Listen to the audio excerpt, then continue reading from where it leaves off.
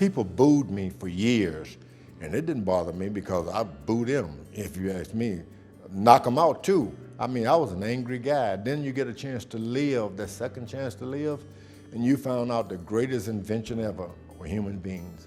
I wanted to be the most nice human being in the world, and then to have people being kind to me, it's been the most splendid journey of all time. It's a splendid journey.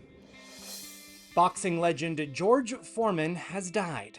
He was 76 years old. His family sharing the news on social media, remembering their patriarch as a devout preacher, a devoted husband, a loving father, and a proud grand and great-grandfather, saying he lived a life marked by unwavering faith, humility, and purpose. He died peacefully, surrounded by loved ones.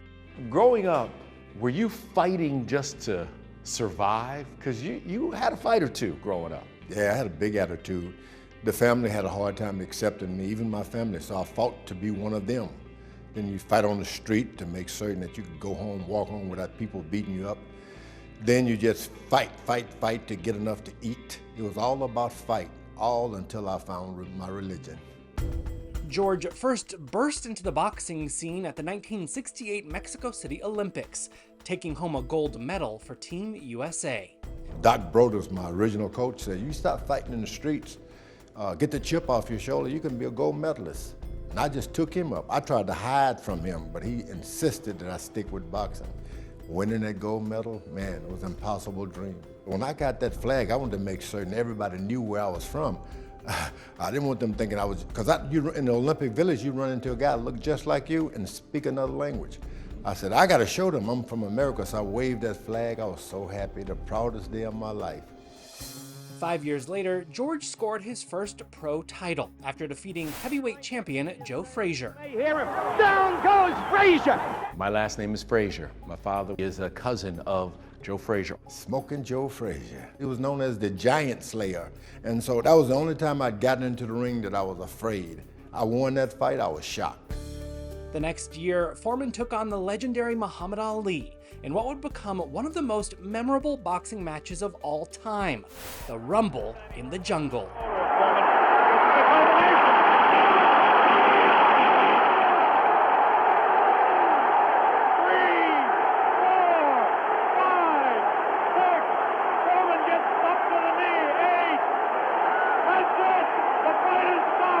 Muhammad Ali was the most famous thing on earth. It was a tough fight for me because I thought I'd knock Muhammad Ali out in 1 or 2 rounds. I looked up, it was 4 or 5, and I thought, something's wrong here. Something's wrong. Then he started whispering, "That all you got? Show me something, George." And that was a scary moment, but when you consider that was all I had. And there I was in the 7th round, 8th round, being counted out. Most devastating moment of my life as an athlete, losing the championship of the world. I walk out of there thinking, I'm gonna get revenge one day. You became very good friends? I fell in love with him in the latter years, became my best friend.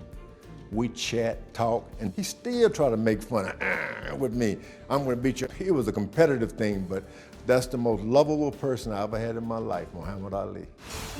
George retired from boxing in 1977, turning his attention to faith, before announcing his return to the ring in 1988 and becoming a 2-time heavyweight champion at the age of 45.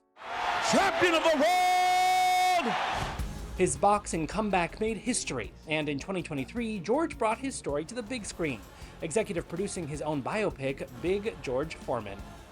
There's only 2 things I know how to do. That's box and preach. And preaching won't pay the bills. This is the best time to tell a story about never giving up, and that movie is right on time. It's a wonderful thing to hear people talk about your life, not in a negative fashion. The movie, I had to relive it. I mean, you go through it as a celebrity, you wear dark glasses, put big brick walls around your home, big houses, tint your windows so nobody can see you, but then with the movie, I had to reveal everything. It's not been easy. Was there something that you didn't want to reveal? Everything. I told the script writers, I said, this is my movie, right? They said, right? Are you sure it's my movie? Right. I said, let me win the Rumble in the Jungle this time. I didn't want to see people see me get knocked out all over again.